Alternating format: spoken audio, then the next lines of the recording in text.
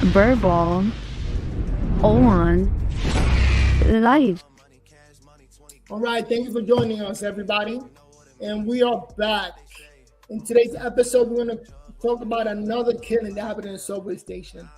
But hey, thank you for joining us. My name is Noel, And I'm Jay Smith. and we are Verbal on Life. All right, real people having real talk. But unbelievably, another murder happened in a train station in the subways in New York City, similar to the one with Jordan Neely. But before we start giving you guys our opinion, let's take a look at the video clips. You know what we're talking about. And guys, if you haven't subscribed, please go ahead and do so that you can enjoy our content. Oh, and by the way, before we get too deep into this, let me give a shout out. We up to 495 subscribers. And I want to give a quick shout out to these subscribers right here. Yeah, so quick shout out to Fabian Ortega, Samuel Whetstone, and El Despertador. We appreciate you guys. Thank you for joining the Verbal Online family. We hope you enjoy the content. All right. You guys keep us alive. So if you got the content, share it. Let friends know what we're doing over here. So again, back to what happened in New York City. Let's take a look. The strap hanger stabbed to death on a Brooklyn train was an ex-con who'd been harassing a couple on board and punched the woman before her boyfriend knifed him in the chest, police sources said Wednesday. De Victor Ouedraogo, 36, was hassling other commuters on board a northbound J train approaching Marcy Avenue in Williamsburg Tuesday evening when he started arguing with Jordan Williams, 20, and his gal pal, the sources said. During the clash, Ouedraogo, of Bedford-Stuyvesant, socked the woman in the face, the sources said.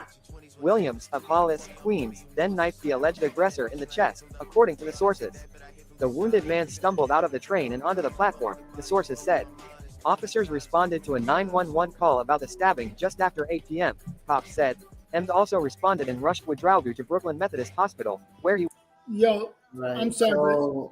So this is obviously an unfortunate situation. You can see that this guy, he got into, an argument with that couple, and somehow, some way, it escalated to the point where I guess he ended up punching her, and the boyfriend retaliated with a stab, and there you have it. So as of right now, we don't have all the details, and Jay just laid it out there. Basically, there was an argument on the train, and they try to paint the guy that started the argument as an ex-con who started the argument. And at some point, he ended up punching the woman.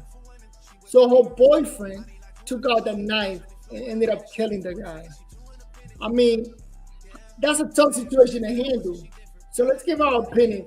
Jay, how would you handle that? Somebody punching your girl in the face. I mean, obviously, if someone, and it's not even just my girl, if someone attacks, whether it's my girl or any family member of mine, and I'm there, I am going to react. Now, as they say, you never know exactly how you're going to react until the moment of the truth. So I don't know exactly what I'll do, but I know that I'll probably react in some type of violent way. This situation itself, it's hard to put it together as to exactly what happened, because I also seen cases where a woman is with her man and she'll just start arguing with a dude and go at it like all out. And before you know it, you got some dude getting beat up because of his girl, or, in a fight with a bunch of dudes over his girl. So, women also gotta if you with your man and somebody acting stupid, if you can avoid a situation being escalated, you should definitely do that. But I don't know what happened in this case. And in this situation, so two things happened right there. One man unfortunately died, the ex-con, or they say the ex-con, but we don't really know. We'll know more detail as time goes by. And secondly, the other guy got arrested. Oh man, so now they're looking to throw the book at him for murder, basically. He murdered somebody. So it is just a sad situation. And this is like the second time this happened in New York City. Just like Jordan Neely. Okay, so if this guy got arrested, I'm guessing that there was some type of investigation to determine that he committed a crime. Um, Obviously, they're not seeing it as just self-defense. So again, we don't know the details. Because, for example, if the guy punched his girl in the face and ran, and he chased him down and stabbed him, then it is going to be murder. We don't know exactly how that played out, but you can see that uh, there has to be some type of situation going on here. Most likely, some mental health issues with the deceased, because it seems like he just went in the train acting all crazy, and this is what ended up happening. But I will say this much. I'm sorry. I don't care how big the situation gets. If a loved one gets punched in the face, it's like an immediate reaction to want to retaliate and do harm to the guy that just finished punching your girl in the face. Yeah, That is a scary situation. So I cannot blame the guy. If I'm with a girl and you knock her out, I'm not gonna be like, baby, you okay? I mean, is that what Oh, you're saying? man, no, no, no, no. Listen. If somebody put their hands on my significant other like that, it's a very good chance I'm going to jail. I don't know how long I'm going to jail for, but I'm probably getting arrested that same day. I'm not having that. No But mercy. again, No. listen, I'm lucky enough to have the type of woman that if we're somewhere and she sees a guy acting stupid, but the guy's not touching her, the guy's not touching me, I know that she's going to do everything she can to avoid the situation escalating into anything physical. As opposed to other women that they'll be like, "You see that motherfucker looking at me? You're not gonna say something to him?" And before you know it, you out there getting beat the fuck up because of some psycho chick you're with. So wait. So you're saying it's a possibility that the chick had a part in this, where she pumped up her man to take care of that. You know what I mean? Like she got into the I mean, argument. listen. I could be wrong, right? We could do a little research and look into the details. But to me, it looks like the guy was arguing with both of them. Possibly the girl got in his face, knowing that she got her man right there. Fuck you, la, la, la. And the guy, boom, punched her in the face, and now her man got to retaliate. Now, I could be wrong because I don't know what happened. But to me, playing it out in my head, that's the scenario that seems like a possibility. The guy's arguing with both of them. The girl is going all out. One of these girls, I'm not scared of no man. And boom, that's what ended up happening. That's a big problem when you use your man as a weapon. Because your man is there to protect him. That's a young man. That guy's like 20, 23. The guy who got arrested. So write down in the comment section, how would you handle that situation? You with your girl and an argument starts in the train station where your girl gets punched in the face. What would you do? That's a very interesting position to be in. Because if my girl get punched, I'd be like, baby, they punching us. Let's Well, go. listen. Because anything can happen in public. You never know. But I think that if that was me and my wife, that would have happened to us. Just because if I'm in an argument, I think that I would do everything to tell her, yo, shut the fuck up and get out the way. Shut the fuck up. Like I'm gonna let her know, no, you're not gonna jump in this, you're not gonna escalate this, you're not gonna be the one like, oh, I'm fighting too. No. You will move out the way and let this play out the way it's gonna play out. All right, Jay Smith, let me play the devil's advocate. Now, let's say if you have the other situation where your girl is completely nice, she's being quiet, but this man is being brutal. But you don't know this guy. You know there's some crazy mental health issue people out there. And he decides to go wild crazy and punch your girl in the face. How would you handle that situation? Well, your girl didn't start it. The man just took it upon himself. Come on, listen, I already told you earlier. Even if she started it, I'm going to jail. I'm telling you. Somebody put their hands on my woman and I'm right there, I'm going to jail. If I'm not right there, then I'm probably going to jail later on.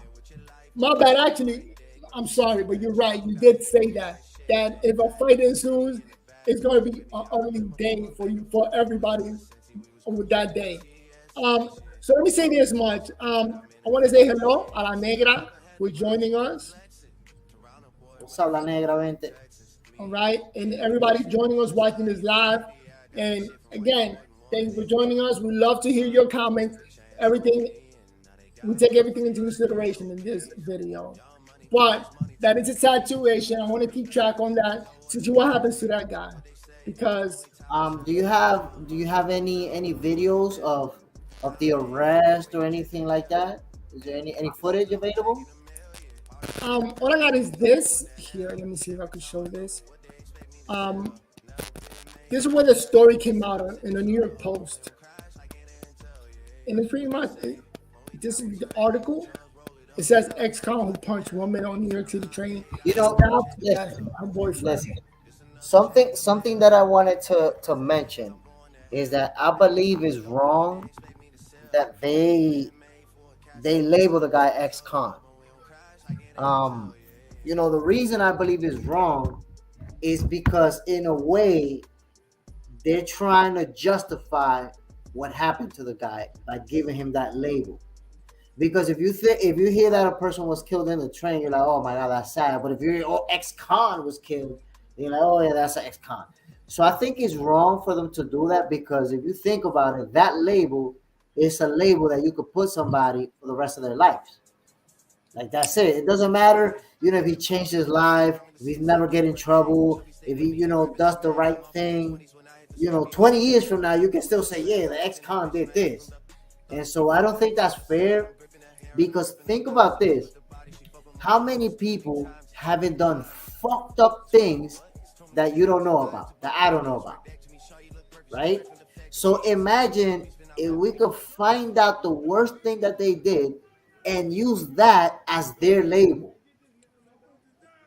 Like that'll be their label whenever we speak about them. And by the way, calling him an ex-con makes me, the reader, sympathize with the guy who killed them. You know what I mean? Like, oh, he's an ex-con, don't think about it. You know what I mean? Like, when you put that label on somebody, that makes me... Now think about this. Think about this. Imagine that the guy is an ex-con, but let's say he got arrested for, I don't know, vandalizing some property and smoking weed, for example. And he's an ex-con for that. But this guy, let's say he beats his woman regularly, but she's never reported it. He's never been arrested for it. Who's the worst person? Look what they go. So not being an ex-con doesn't automatically make you a good person. How many people we know that haven't got away with crazy ass shit? They're not ex-cons simply because they never got caught. Man, it's a tough situation. Look what they wrote here. That the Victor Odiago, 36, was hassling the commuters on board. Oh, so the guy was 36 years old. And got into Jordan Williams, who's 20 years old, and his girl, the sources say. So there you go. It's a 36-year-old that got stabbed by a 20-year-old. This is crazy. And then the wounded man stumbled out of the train onto the platform where he died. Wow, it's a tough situation. I mean, listen, that's the type of situation that nobody should have died.